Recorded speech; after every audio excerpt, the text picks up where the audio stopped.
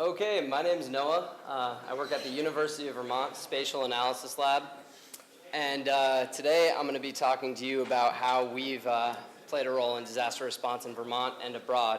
I'm going to specifically talk about drones and mapping parties, engaging the community, and hot OSM in the classroom. So in 2011, Vermont was devastated by a tropical storm named Irene, and we tried to acquisition satellite imagery to do damage assessment and figure out where the flooding was, but it was too cloudy and it took a bit too long. In fact, our GIS center was flooded, so that didn't work so well. So over the last several years, we've been building up capacity to deploy ourselves and acquire imagery as quickly as possible within the state. So we actually use the SenseFly EB for the most part, and we've done hundreds of missions with that. It's relatively easy to fly and easy to train other people how to do it as well. It's an automated flight plan, so all you do is create the area that you want to fly and then throw it up into the air. So you just have to shake it 3 times and then toss it up. And at the lab, we're actually, we think style is very important. So you always have to do that leg kick on the right-hand side. Yeah. So here's an example of one case study that we did. There was 6 inches of rain fell in one night in a small region of Vermont, and that's actually a lot for our area. So there was a ton of flooding, and sediment was actually left for large portions of the area. And so we actually were able to determine where the sediment was and then intersect that with the parcels of the area and figure out exactly which parcels were affected. And this is helpful for when the government actually has to buy out these buildings in a small town of only several thousand people. There generally isn't enough money to be able to recover from such a disaster without government intervention. And having up-to-date imagery of the disaster is essential for being prioritized to getting that funding.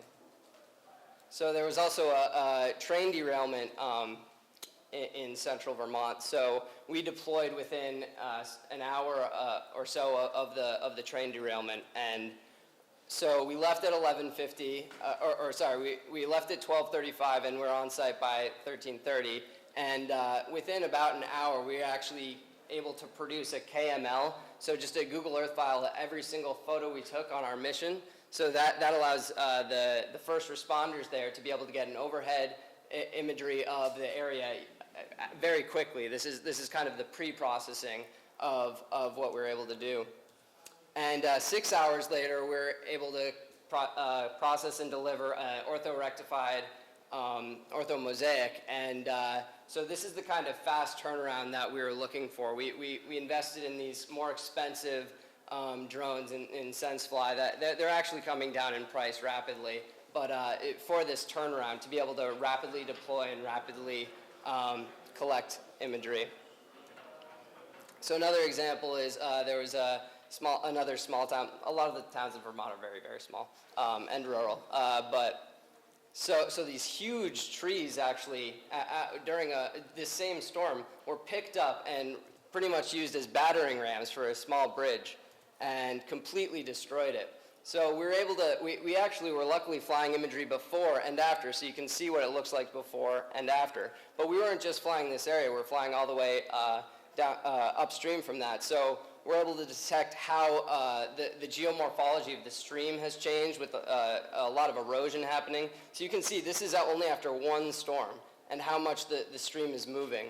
We're also able to do a change detection of the woody debris. So these huge trees, huge groups of trees are actually moving very rapidly and as I said, destroying the bridge. And then we're able to do some analysis and figuring out, okay, exactly how much debris was lost and where, and downstream is actually flowing north. So you can see that a lot of debris was lost, and then a lot of debris was also gained. So this helps inform the town what they needed to do. We also create a point cloud through this processing because it's using photogrammetry to create the orthomosaic. And so if there's a washout of a road, we're actually able to figure out, okay, about how much fill do we need to repair that road. So as you can see, we figure out the area or the volume rather, and we've done rigorous testing, and we're accurate actually within about 95% generally.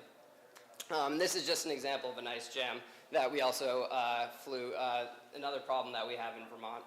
So we really invested in developing our personnel and training up students. So students are always on our missions with us, taking care of the smallest to the most important aspects of what are going on: flight planning, launching the drone, doing the analysis.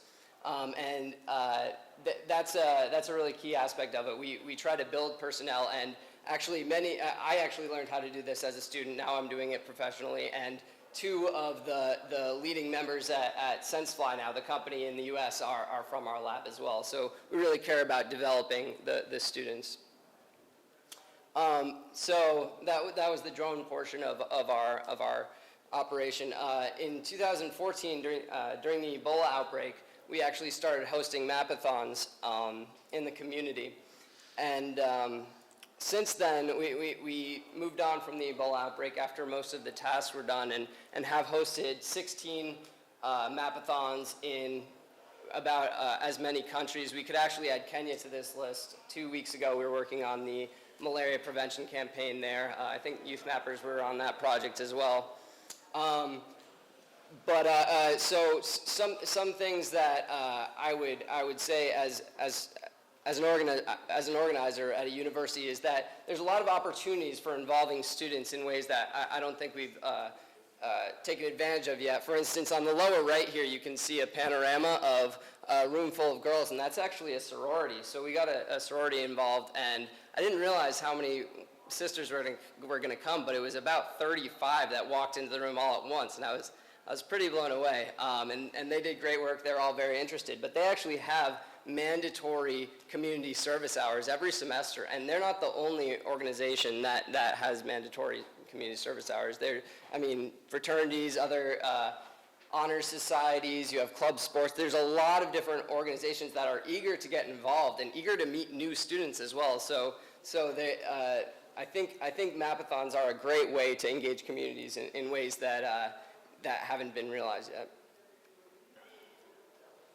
So we're also really excited. We're starting a fully recognized university club, and once we finally get all that paperwork in, we will be working with becoming a member of the Youth Mappers, or applying to, hopefully we get in, Youth Mapper Network, and then also once the Hot OSM club recognition comes up, we're going to be applying for that as well. So our main goals for Mapathon, for the club, are to host Mapathons several times a semester, and then importantly, we're gonna focus on training in JOSM and validating, so that we can actually validate during our Mapathons and give real-time advice to students. Okay, here's what you're doing well. Here's what you could improve on,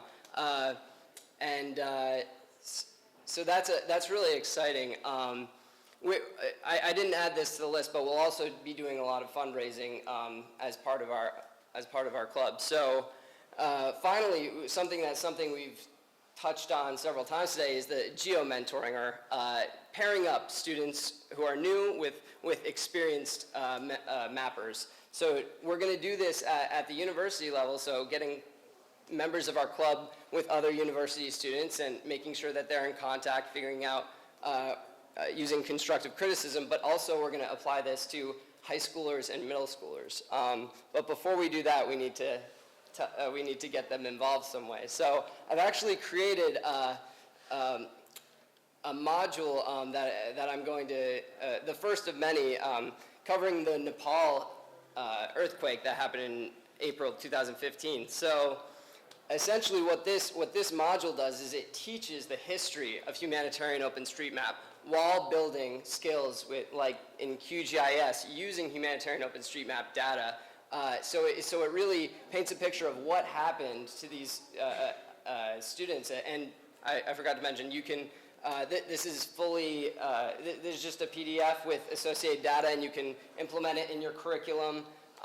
without much of a hassle. All the software is open source. So at the beginning, the first paragraph here describes the disaster and then how it affects people, for instance, talking about IDPs.